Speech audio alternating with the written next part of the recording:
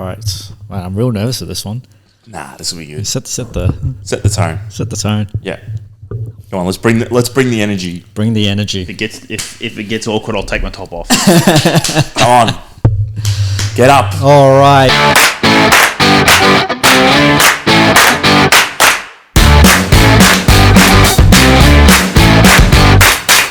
Welcome to the very first episode of Footy Kickin Good. I'm Jamie Moraes. Jesus, we're excited to be here. I've got two amazing guests with me. The first man, chairman of the Nick Dacos fan club and die-hard Collingwood supporter, Michael Flynn. Yeah, chairman of the Josh Dacos fan club as Josh well. Dacos, Peter Dacos, we love Peter him all. Dacos, yeah. Did your dad carry on the Peter Dacos and hand it over to you? Yeah. No, he was, when I was growing up, so I was born in the early 90s, so we're getting on a bit, but my old man used to tell me growing up, his favourite player was Peter Dacos, and it's pretty cool now and to have... now your favourite's Nick? Oh, he's up there, for sure, yeah. And beside Michael, we've got a man who bleeds yellow and black, so much so that he's got a tattoo by Jason Castagna, a Richmond tattoo. Can you show us the tattoo? Mr. Christopher Paduano. Oh, this. Yeah, I think I'm going to give away my terrible t-shirt tan, but... There you go, 17, 19, 20. He's got space for more as well. Yeah, I had to keep the space. I mean, got faith that there'll be plenty more. Get down to the wrist by the end of my life. Your old man probably thought the same thing in the 80s and then waited another 30, 40 years to see one. Hey, it's all right. We're coming. Oh, yeah. So the AFL season's upon us, boys. It's like waiting for Christmas, I feel like. I feel like this time of year is the worst time. Yeah. Because... there's a lot of cricket and tennis is wrapped up. Yeah. We're into footy, but now it's just people talking crap for the next month about who's doing what and injuries and pre-season. And everyone's very optimistic, thinking their team's going to be incredible. Yeah. Which for some will, some won't. Yeah. It's just the nature of it. You just get to sit there and just watch all the injuries rack up. These guys, soft tissue injuries at the end of the pre-season. Yeah. Just rooting for injuries for other teams. And it's a double whammy this time of year where you're hoping for players from the team that you support to not get injured. Yeah. But also, your fantasy guys, your fantasy keeper league players, you're damn it. No, 100%. Yeah. All right, we're going to kick off the show really hot. Yeah. And we're going to go our controversial calls for the year. Now, these can, you can create some enemies doing this. So I hope you guys are prepared for the backlash. Mm-hmm. I don't know, anybody want to volunteer to go first? I'm a bit scared. I'm happy to go first. All right, Padgy, give it up. Take it. Ken Hinckley's getting the sack. Oh! Yeah, it's. Look, I see Port starting to head down that ladder, and I think it's going to get pretty hairy pretty quickly. What do you think they're not going to make the 8? I wouldn't be surprised if they didn't make the 8, but at the same time, they were supposed to win a flag. This is they were supposed to at least get to a grand final. Is he now the most games coached without making a grand final? I think so. Up there. I think he's getting pretty close to the Rodney Eade record. Rodney Eade and who's the other one? Maybe Brad Scott might have been one of the others. Something like that. I know Rodney Eade has the record for the most games coached without a premiership. But we're talking just getting into a grand final. Yeah, getting into a grand final. I think he's pretty close, if not already there. That's and cool. The thing is, I don't know if Jamie said at the start. I know you can see the Hawks scarf next to him, but there's a bit of bias. There's a bit of bias coming from Jamie after what Port did to them in the finals last year. There's two moments in my I'm actually pretty level-headed as a Hawks supporter. You are, yeah. I don't even get mad. It's not even players or teams that I really hate or anything like that.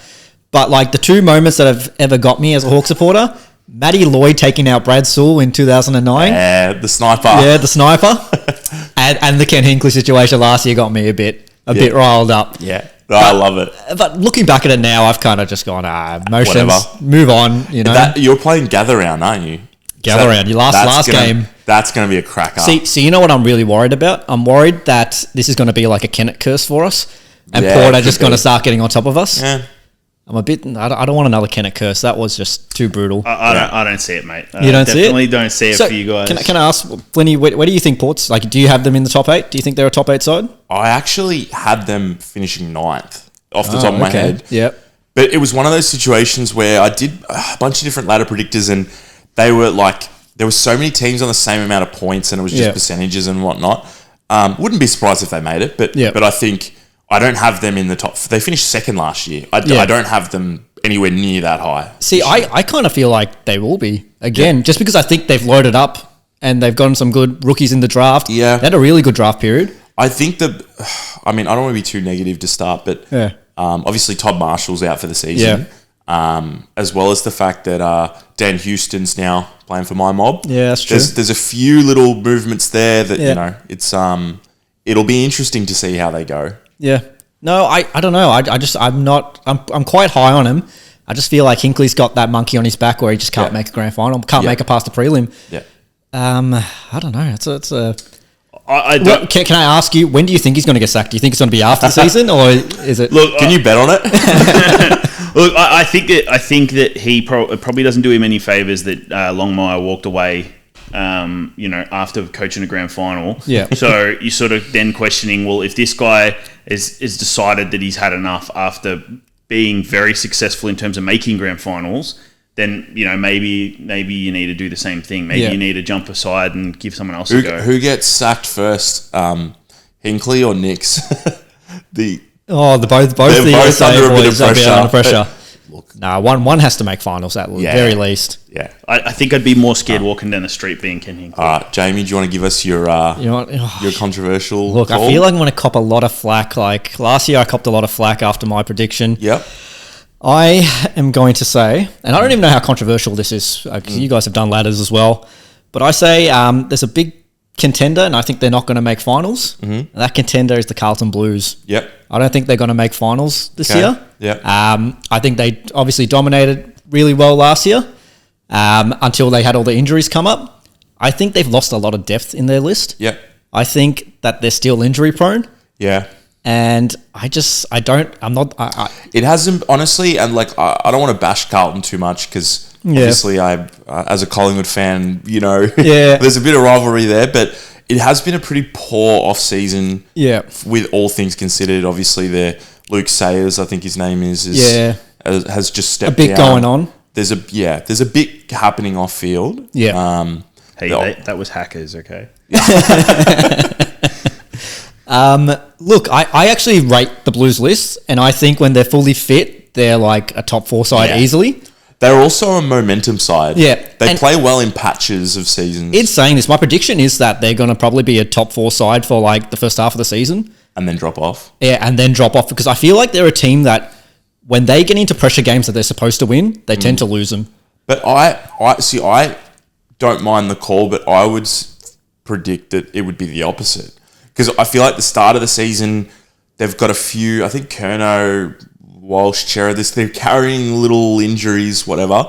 I think the start, they might be a little bit rusty and then they'll come good towards the end. So only because, and I'm sorry, Padge, but they got Richmond straight up. And I feel like they're going to be a little bit too experienced for Richmond. Yeah. And I feel like that's going to set them up for like really a confident run, I guess. That's all right, Jamie. That's a good segue into my controversial. I mean, we got to have one last training session before the season started for a few years there. So yeah. So mine, and I'm a little bit worried about this one because of the man sitting to my left. But look. And it is extremely controversial because I actually looked up the odds to bet on this and it was 34-1. So it's very, very outside chance. Yeah. But my controversial call is that Richmond will go through the season winless. the entirety of the season without winning a game. The look on Padge's face. I'm really worried about because I do know a lot of Richmond fans and none of them are worried about hitting me up to tell me that I'm a flog, but that's I don't know how you feel about that. Padgy, do you want to comment on this? Before you do, so I just want to ask you a trivia question.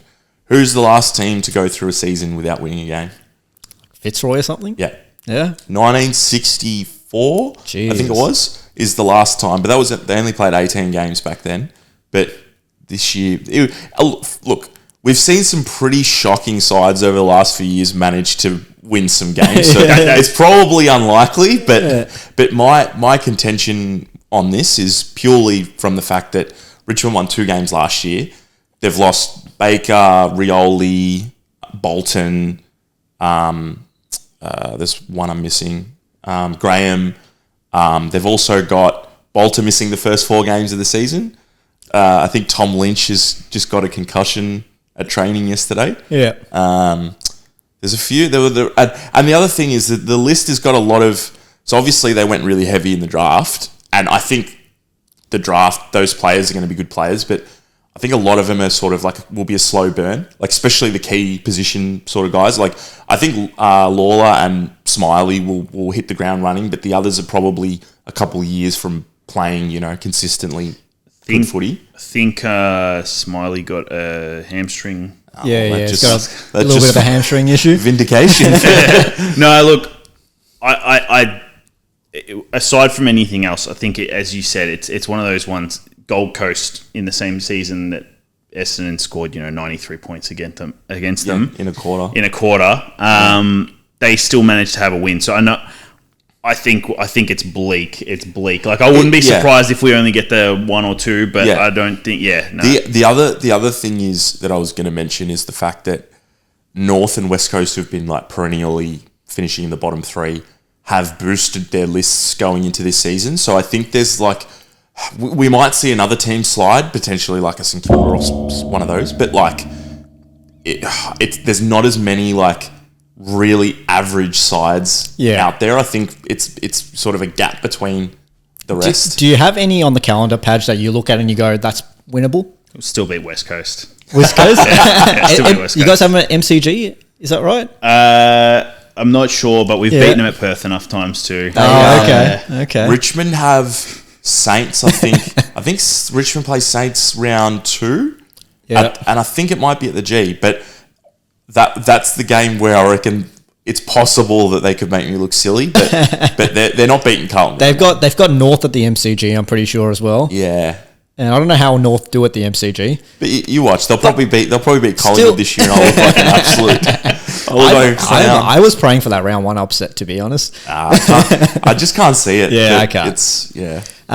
But I will say with Richmond, like if you look at their team like fully healthy, like you still got Vlosten in the back there. I know Bolter's, missing the first 4 games or so.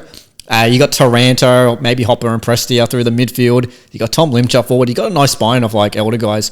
Whereas I feel like, and you tell me, like, who do you think out of those bottom 3, Richmond, West Coast, and North, are like further ahead in terms of their list? I think North. What do you think?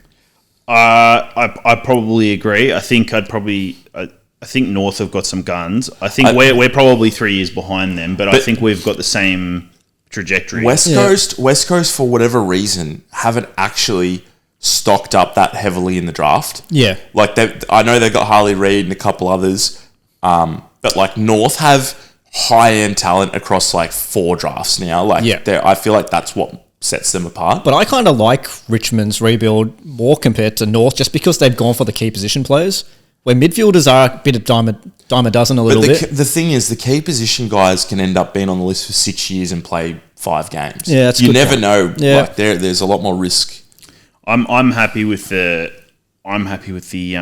difference between us and North's approach. I think that North you'll probably see North will bounce back a little bit sooner, but I mean, at the end of the day, like I'm keen to see us get back to grand finals in the future, not get back into the finals. Yeah. So even if it takes, I've been telling people 2030 is our year. So, but that's 2030. No, 2030 is a good sort of, that gives us plenty of time to have everyone in the right age bracket. I'll tell you what's we might play finals before then, but I don't think we're going to win anything before then. I'll tell you what's crazy. There's guys like, I think it's Hayden Young will still have 3 years left on his contract then. Like, there's some of the contracts going around and nuts. Yeah, nuts. As we wrap that up, I just want to allude to the fact that we all just went super negative. Yes. We've probably lost all our Richmond, Carlton and Port Adelaide supporters watching. So apologies, guys. there goes half the fan base. It's all for entertainment purposes. And let us hear it if we're wrong as well. We're just speaking the truth. All right, moving on, guys. The big dance, grand final prediction. So I want to hear which 2 teams are playing in the grand final. I'm going to throw it over to Flinny first. Well, here we go. We've got the Brisbane Lions are back in the grand final again. No premiership hangover? Not really, no. and they're playing the Fremantle Dockers. That's a huge call. And the Freo Dockers are winning their first flag. Whoa. 2025. That's a massive massive call. I'm going big. They're coming from the clouds. You think Bolton's just gonna change his team? Good segue to my Norm Smith medalist is Shea Bolton. I'm not even joking. It's written down on my phone. Shea Bolton, get on. Norm Smith. Bolton's got 3 premierships, right? Two. Yeah. Okay, so we'll get his third. But yeah, no, I really like what Freo have done. Yeah. People forget last year I think they were in the top 4 with a month to go. Yeah. And then they had a bunch of key injuries. I think Tracy went down, Yeah. and it really and they lost their last. I would say there were 3 games where they lost that were really close. Yeah. And I just reckon this year they're going in with everyone's a year more experienced, but they've got a much better overall list. They haven't had a proper they haven't had a player like Shea Bolton on their list since Walters was in his prime. I'm very big on Tracy. I feel like if he stays injury free, they're always a shot. Yeah. I mean, they've got all the right pieces. Their list is actually really great. I'm surprised they dropped off last year. I just feel like it's one of those gap years where I don't really know who all the good teams are going to be. Yeah. Because obviously Sydney was so good last year, and then they had such a terrible grand final performance that there's a lot of and Collingwood won the flag and then missed, and Geelong were okay, and Giants were okay, and all that. I just think it's a perfect year for a team like Freo to just absolutely come out of the clouds. Yeah. Okay, interesting. I'll go next. And I'm sorry guys, I'm a little biased here. Oh no.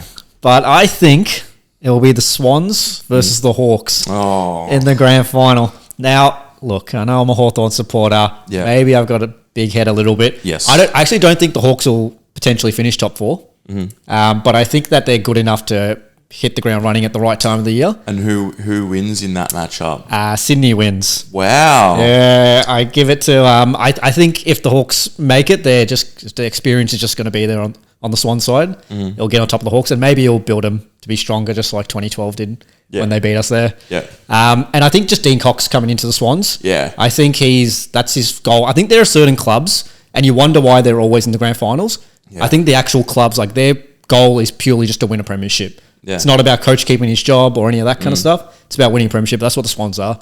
I think Dean Cox There's also a history of coaches taking over good clubs in their first season, like Chris Scott.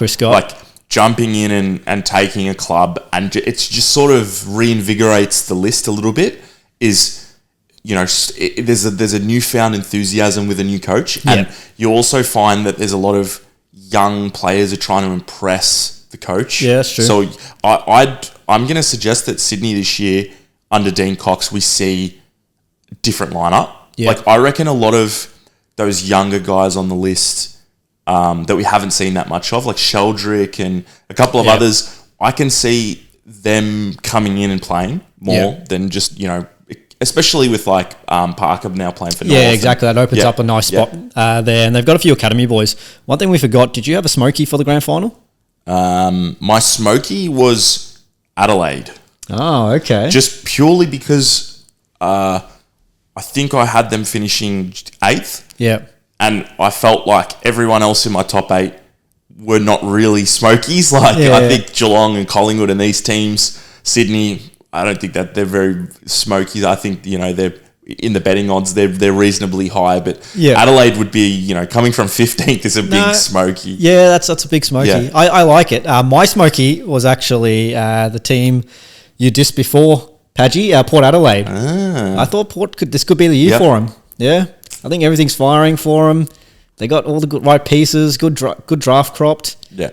So, I think Hawthorn is more likely to play in a grand final than Sydney. I don't think Sydney's playing in another grand final. Really? I reckon they've had it. Ooh. I reckon that not because of them not being I think they've got every chance of being a good team. I just think that it's gonna go to the head. I think mental scars. Yeah, I reckon it's bound to happen. And I reckon Port would be lucky if they play final. Last year when they lost the grand final, I was like, they're definitely missing finals after that performance. Yeah. But then when they change the coach, it's like that gives them an extra boost. Yeah, exactly. And that's what you normally find. A new coach comes in and it gives them, that extra boost. And they normally overperform a little bit, which is pretty hard to overperform from their season last year. My Norm Smith also was Goulden. Which I think is a safe bet. I mean, he's just going to rack them up. He didn't have a very good grand final last year, did he? Yeah, well, he'll make up for it this year. All right, Christy, let's see what you got. I'm calling a repeat of the 2023 grand final. Collingwood versus Brisbane. Now I feel guilty for slandering Richmond. You know what? I think I had that prediction last year. Yeah. And obviously he's got Brisbane winning it. Yes, I do. Originally he had Collingwood, but then I gave Richmond a whack and he was like... Yeah, it's going to be like 150 to point defeat. No, and my Smokey is GWS. Okay. You never know. Like you never know. I think that they're doing a lot right. And it all depends on. They're a team that going into any season, there's just a few things that can go right for them, a few things that can go wrong for them. You don't think they've lost like a lot of depth, I guess, with their talent, with Cumming, Peatling. But the thing with GWS is they have top end talent sitting on their list waiting to play. That's true. Like every year they have guys coming through. They've got a guy, James Leake, I think. Yeah, well, his name. Yeah, they're two draftees. James Leake, Phoenix Gothard didn't even play last year. Yeah, so that's what I'm saying is they lose players, but they always have guys waiting to step up. So you never know. And I think Cummings was a good player. Like he didn't play. Isn't it? He didn't play. He didn't play. Yeah. He's hasn't really been up to his best in the last couple of years, and that's why I think him being in Adelaide is probably a good thing. But I think he had 6 games last year. Yeah. He looked like he was getting back to good form. And my Norm Smith is Josh Dunkley. Okay, Dunkley. You know what? I was just thinking, like, you got the Ashcrofts coming in. You got Lockie Neal, who's always a star. He's fallen under the radar a bit, Josh Dunkley now, but he's just quality. Like, he does not let you down. Look, I think for Brisbane, the big thing's going to be whether or not their forward line operates the same way without Danaher. That's a big loss. Well, I think Danaher's a way bigger loss than people let on for. Yeah. Like he, in my opinion, should have been All Australian last year. Should have been a lock. Agree. I honestly just you got no they don't grow on trees. Josh Danaher's basically. Josh Danaher. Sorry, Joe Danaher. Is that his brother? Yeah, it might be. The thing is though that the one thing I'd say for Brisbane, it's similar to Collingwood, is like their ball movement and the way they attack is so dynamic that yes, it's handy to have a Danaher, but they still will kick a lot of goals. Like their smalls. The guys like Rayner and like Charlie Cameron and there's a whole fleet of them. Yeah. Even Archie, like they're all capable of kicking 4 goals in a game. Like I think they'll still kick bags. I think the thing about Danaher though is so influential up the ground. On the wing, getting that ball in. You ever heard of a guy named Eric Hipwood? Yeah, I have. That doesn't bode also, well. Forget about Brandon Ryan, who got picked up from the Hawks and played 1 game last year. So I think he was supposed to be that. In case someone got injured. Yeah. Break glass in case of emergency. Sticks they call him. So he can kick a goal. So we'll see how he goes. Yeah. Anyway, guys, moving on. Did you have a minor premier? Yeah, some minor premiers. That's what we're going to next. I thought that would fit in nicely with the... mine's Brisbane. I'll just get it out of the way because I had them making another grand final. Brisbane, over to you. No, you go, Patrick. You go next. I had Brisbane as well. I've got them winning the flag. You guys are really big on Brisbane. Yeah. I don't think you understand. You're underestimating the Joe Danaher effect. Mate, they've just had one of the best young footballers in the country join their team. Hasn't the last 2 premiers all had Premiership hangovers as well? Yes. So all of them have. I think is it Richmond? It's basically we've had a new premier every year for. But I mean, in terms of making the finals. Yeah. Yeah. Yeah. Look, I'm banking on them not having one. Because they lost in a close grand final. Yeah. And they still backed up their form the next year. Yeah. So I think they've got a good head on their shoulders. Okay. My minor premier wasn't even a team I had playing in the grand final. I have Geelong. Yeah, I could see that. I think they're still going to be up there. I mean, they made it to a prelim and they've added Bailey Smith. Yeah. They should have won. Yeah. And Wooden Spoon. Now, I'll be surprised if we're going a bit left field here. Well, unless I've got two teams going winless for the season, I think mine's fairly obvious that I'm going Richmond for the spoon. Badgie? Yeah, look, Tigers? I can't see us not getting another spoon, which is, it's not great, but I'd rather be on the bottom getting the draft picks than sitting ninth. Yeah. No, 100%. And it's 3 for 3. I'm Tigers as well. Mm-hmm. You can't normally get have your list get that much younger and improve, I guess, as a side. Yeah. And we've seen it with North last year as well. Hawthorn a couple of years before that. Yeah. So yeah, that's it. No Smokies. Is there a Smokey for the Wooden Spoon? Like some team you could possibly see? The Coasters.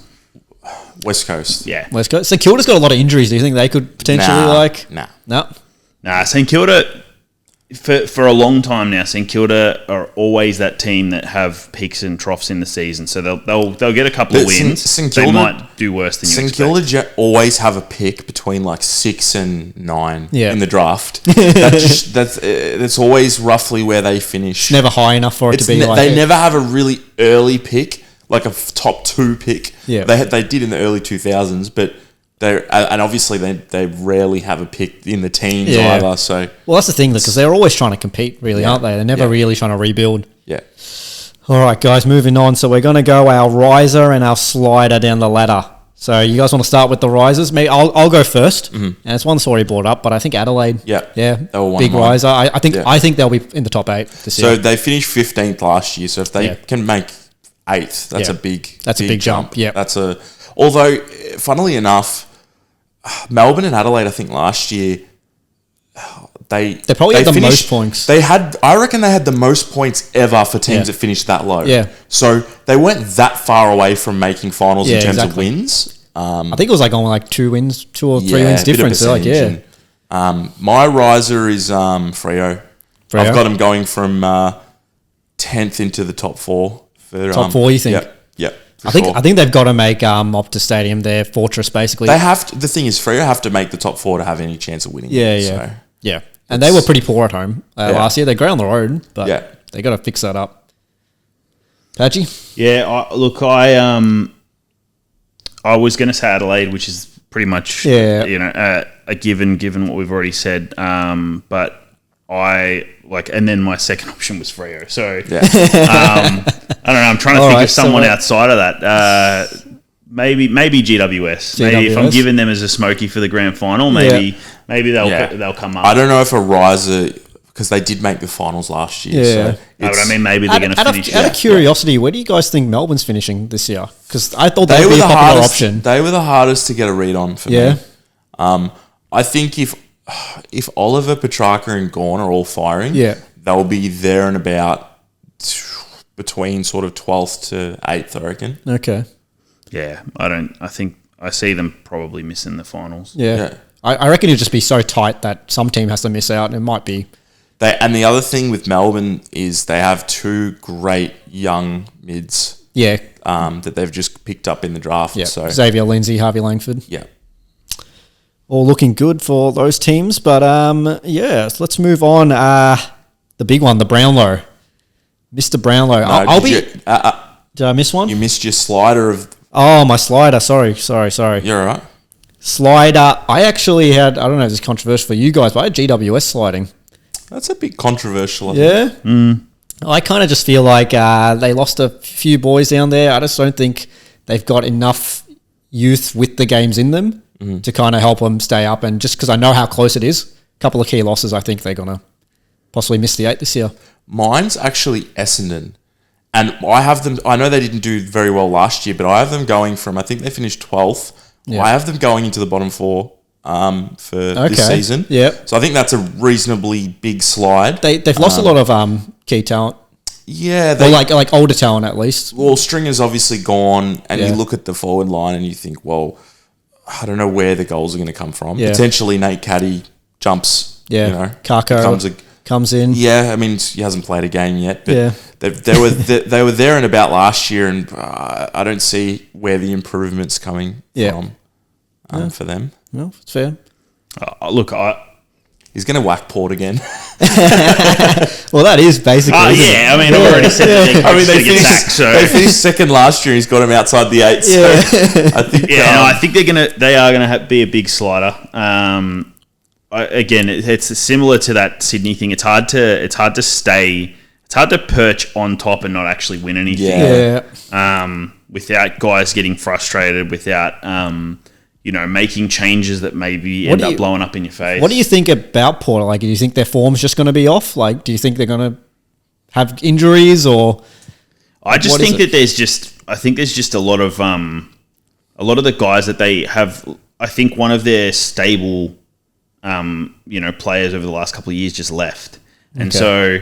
And I think they've got a lot of guys that you never know what you're going to get, and that's sort of like they had the Dixon, Powell Pepper, these guys that when they're on, they can easily win a game by 65 points, and then when they're off, they get destroyed by a team they shouldn't. Do you guys see Butters and Rosie as these like inspiring leaders that some of the other top clubs have?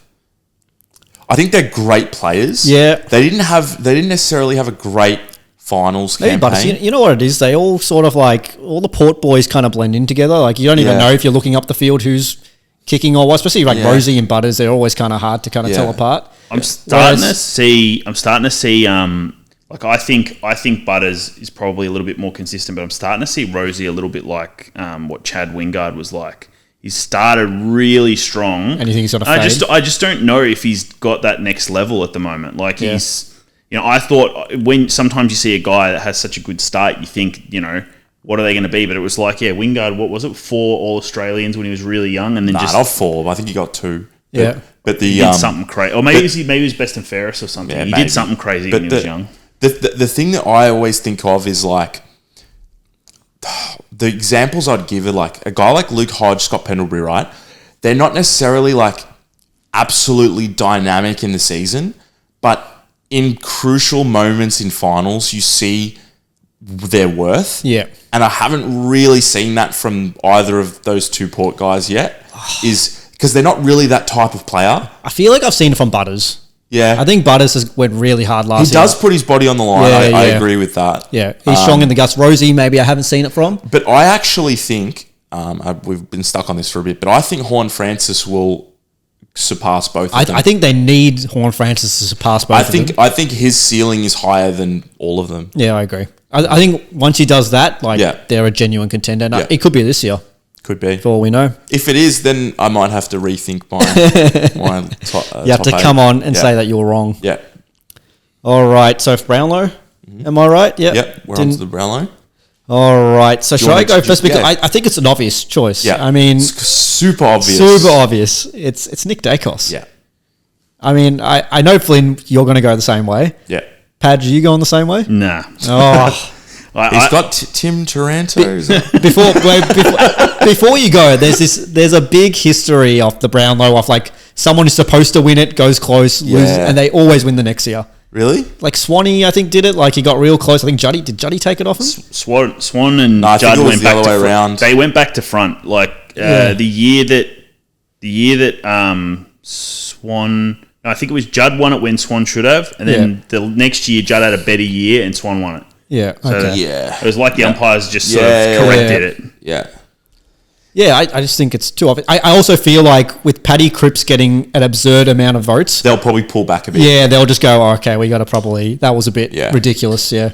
Yeah, look, as I said, I've got Sydney not making the grand final, so I'm stealing your Norm Smith medalist. I think Errol Goulden might win a Brownlow this year. Interesting. Nice. He's incredible. Like the stuff he does is probably not noticed enough.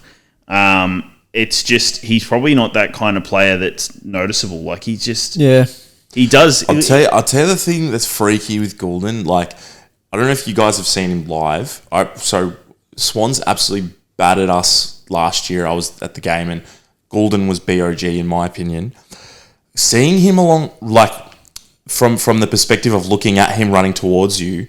The way he can hook kicks around his body is like he can hit guys that are like you can't even see like his vision and his ability to execute some of those kicks on the angle. Are like I don't know if there's a guy that's better at that than he Yeah. is. Problem with the Swans is that they're really even that trio off Warner and Heaney Yeah. as well. Like, and Heaney stands out with the blonde hair. Yeah. I have a feeling that Warner, with the speculation around his future, might be slightly down this year compared to Oh, you last. think so? I feel like he might be up because if he He knows wants this the is dollars. last year, Yeah. you know what I mean? He wants to end it on a good note. True. He might also get bashed at training and miss a few weeks. By his brother. Yeah. Okay, so Jamie. So Smokey's for Brownlow.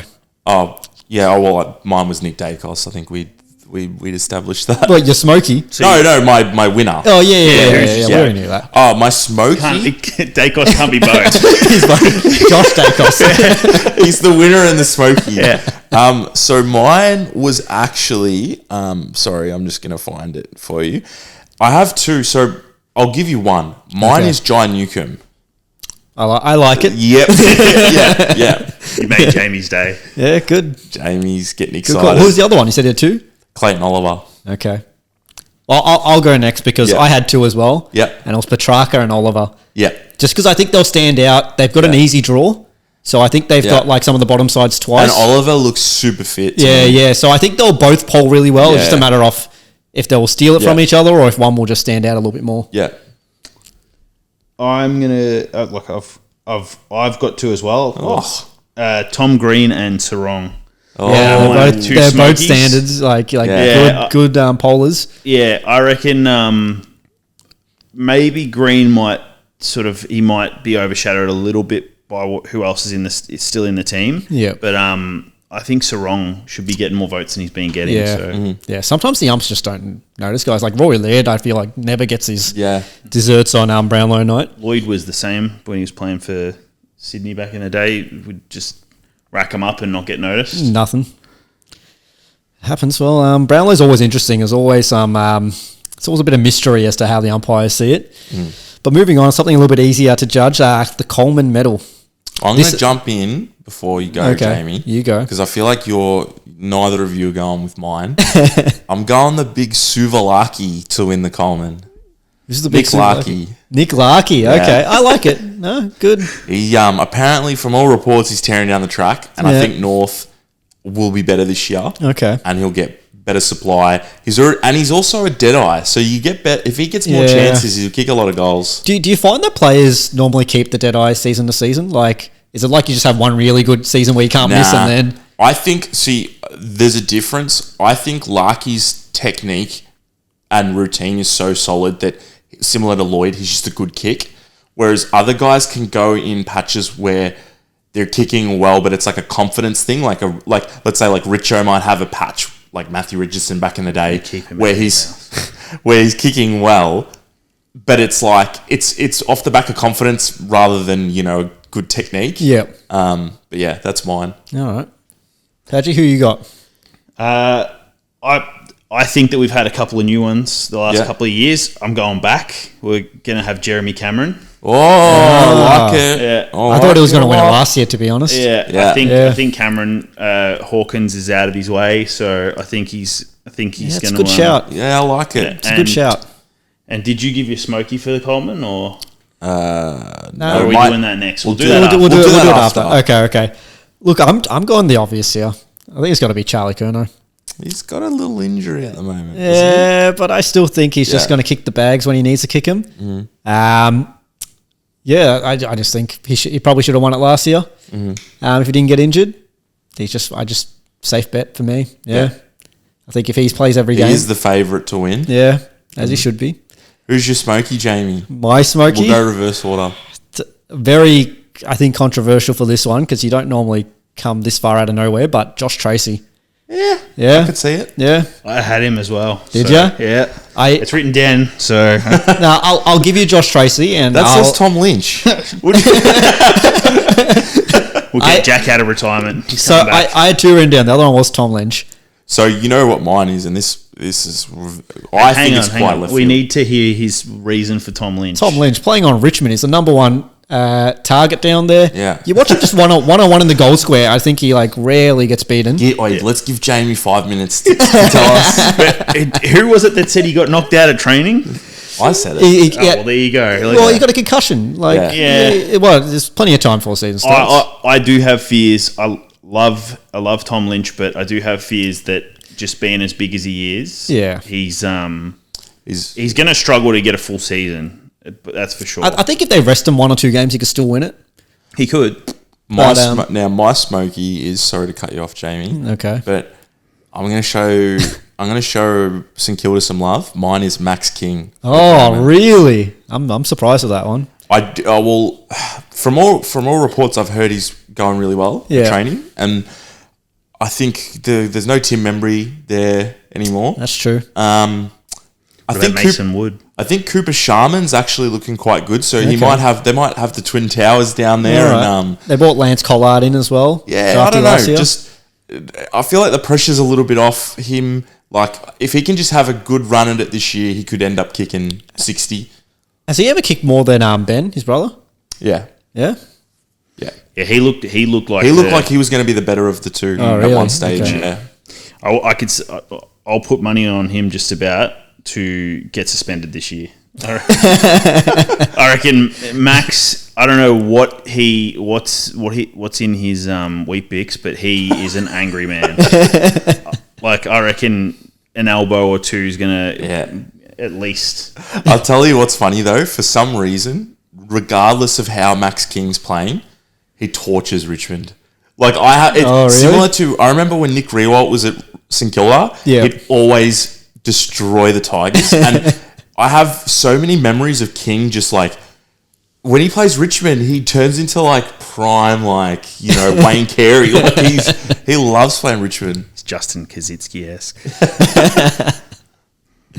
That's a good one. Okay, we are moving on to Surprise All-Australian. So I feel like I'm repeating the same kind of names over and over again because I just think they're going to have big years. But surprise or first time All-Australian. Okay, sure. So, look, I'll throw 2 names out there. Sure. Big names. Isaac Rankin. Yeah, first I time. like that one. And Sam Flanders at Gold Coast, who had a spectacular season last year. Didn't get noticed, yeah. But he also, in the Gold Coast BNF, I don't even think he made like the top 4 or something. Like, no love. He's getting no love. Come to Hawthorn. We'll shower you with love. Chris, have you got a surprise or first time AA? We spoke about him before, Jason Horne-Francis. Oh, yeah. Okay. He hasn't been. No. Hasn't he? No. I don't think so. Are we talking squad? I don't think he has. Yeah, he might have made the squad last year, but he definitely hasn't been in the team. Hasn't he? Okay. No. For some reason I thought he was, but... No. Yeah. Well, he might have. So I'll give you another one then. Didn't do the research, mate. Yeah, I'm pretty sure he's never been in the team. I'll fact check it after this. Yeah, fact check. People in the comments can fact check it. Yeah, just torture me in the comments. Mine is Finn Callahan from GWS. Nice. I think that this will be his breakout year. Okay. He's playing. I mean, he's been playing in a pretty stacked midfield, but I believe Kelly and Cornelio have had a couple of little injuries in this off season. Callahan, from all reports, is going well, and I just think, this will be the year that he announces himself as one of the best mids in the comp. Nice. And do you think Callahan is staying at GWS? Because there's a lot of interest in him. It'll be a line ball. I'd say 50-50. I think it'll be a big loss if he doesn't stay, to be honest with you. Yeah. There'll be a lot of... Look, there'll be a lot of Vic clubs lining up. Yeah. 100%. All right. Now, this next one is actually one of the hardest I've had to predict probably in years. Yeah. The Rising Star winner this year. Yeah. I'm curious. Let's start with Padgy for this one. Is he going to back one of your own boys, or do you think it'll be... No, not this year. I think there's a lot. There's going to be plenty of nominations. I don't think we'll have a winner. I think Levi Ashcroft is going to just... I think that based on him also not having to deal with all the pressure of... he's going to have a team around him. He's going to be able to probably take some risks and have some actual good games of footy. And he's not going to, they're not really relying on the guy either, So he's got all the potential. Honestly, like his brother was just, an easy win for the award as well. And it just wonder how, can they squeeze him into the midfield because they got so many. Well, that's the thing is like Richmond players have the advantage of getting to play more. Yeah. more time in the middle and getting to play more games in general. Yeah. So same as North, I'd say as well. Yeah. I'm denied about this. I really wanted to go Finn O'Sullivan, but I'm going to go a little bit left field and say Nate Caddy to win the Rising Star. Oh, okay. Second year player. Second year player. Looks really good. I think I saw a clip of him in a club intra-club, and he was moving like prime Chris Judd. Like he was doing blind turns out of packs, and I was like, oh, this guy's could be something special. Do you think he'll get a push into the midfield, or do you think he'll stay out forward? No, I think half forward. Half forward. But yeah, he's already shown as a young guy he can play. But like the fact that he's still eligible this year, I think he's definitely in with a good chance. When he was drafted, it was all about the X factor with him. Yeah. Like he's just a game winner kind of a player. Yeah. Look, I had 4 names down. Just names. Because I couldn't. I was hoping you guys would take some of them. But yeah, Levi was up there. I actually think it might be Jagger Smith at the Blues. At the Blues. I just think that their midfield can be a little bit injury prone here and there. Yeah. I reckon he could get through all 20 games. And I reckon they'll start him in the guts because they were that high on him. They rated him the best player in the draft, and they were stoked to get him at 3. Yeah. You might be right. Yeah, and he's a ball magnet. Like he was getting 40 touches a game. Like it might be more statistically. Like there might be a Levi Ashcroft might be more influential. Yeah. But if he's got 20 plus disposals a game average. It's hard to look past. Yeah, exactly. Yeah. All right, goal of the year winner, boys. Now, Flinny, I don't know how, but you predicted this correctly to me last year. Who did I say? Harley Reid. Harley Reid, yeah. A year after Will Ashcroft won it, wasn't it? I'm pretty good at this stuff. So is it number 1 pick? Is it Lawler? No, my goal of the year is Isaac Rankin. Isaac Rankin. Yeah. Nice. Okay. And I'm going to predict what sort of goal it is. So they seem to be favouring these guys that kick goals running on the run. Yeah. I think it's going to be a goal where he takes it out of a stoppage and takes a few blokes on and keeps running and kicks it, drop punt on the run. Okay, I like it. Padgy? Darcy Jones. Darcy your Jones. Man. Yeah. Is it going to be like he runs like the whole length of the field and kicks a goal? No, I reckon. I think he's gonna snap it. I think he's gonna take on 2 boys and he's gonna snap it. Okay. All right. Darcy Jones was not the name I was expecting. Look, mine's the opposite of left field because it's the wizard, Nick Watson. I reckon he'll take on like. What about Mark of the Year? Well, we'll get to that. All right. Yeah. Okay. All right. I see what you've done there. Nick Watson. I think he's going to be in traffic and he'll dodge like 4 or 5 players, run through him, zigzag, and then just snap it. And then kick it out in the full. Well, yeah, that'll be the first attempt made, but the second attempt, spectacular. Bit of now you see me, now you don't. Yeah. All right, Mark of the Year. If you're so impatient, you go. No, I wasn't. That wasn't what I was doing before. I was saying, what about Watson for Mark of the Year? Because he took a one-handed hanger of training. Yeah. But he's already. My Mark of the Year is Zane Dersma. Didn't he win it last year? No. Bobby Hill won it. He came second. Bobby Hill won it. Did he come second? Did he? Okay, Zane does. I mean, I'm hoping. I think from what I've seen, he's got crazy hops, and I think he'll get more games this year, so he'll get more chances. So I was very high on Zane Dersma. I was upset to see him not play as much, but hopefully he gets up. You know what? I'll go. And my Mark of the Year is your goal of the year candidate, Flinny. Isaac Rankin. Yeah, I think he's just going to take that Nick Watson grab, that same grab. He'll take in the forward line. A big moment. Yeah. What time of the game do we? Fourth quarter. Fourth quarter. Fourth quarter, like 4 minutes 39 left on the clock. Yeah. And it's very specific. only a goal in, he'll go back, slot it, and then I don't know what happens at the end of the game, but they make the 8 and we're right. All right, Chris. All right, I haven't given much love to this team. I don't even think we've mentioned them. Sean Darcy. It is the team. I think the astronaut is going to hit his head on the roof of Marvel Stadium. That's not the same team. Sean Darcy plays for Freo. Oh, wait. I thought you said... Sam Darcy. Sam Darcy, yeah. Wow. The joke's funny because Darcy's he's so big that you can't imagine him jumping. Yeah, thanks for explaining the joke, mate. It's so much funnier. Yeah, no, I think Norton's gonna put his knee straight in the middle of someone's head, and that's what you want to see. That's some CT right there. Yeah. Can I ask you guys, when do you think these are going to happen? Because like we've seen a few mark and goal of the years happen in round one. You know what I mean? And I just feel like that's kind of anticlimactic to see the best in the year. And then we've seen some in the final series. Isaac Heaney last year in the final series, like that should have been eligible. Yeah, it should have been. And then you pulled out the fact for me. I think like the Jesselenko mark was in the finals as well, or something, or grand final. Yeah, so there's been some great iconic marks played in finals. Brendan Goddard took a screamer in 2010 grand final. Beautiful screamer. Yeah. Royce Hart took a fantastic mark. In the 60s. All right, guys. So that wraps things up. You know, thank you for watching our first episode.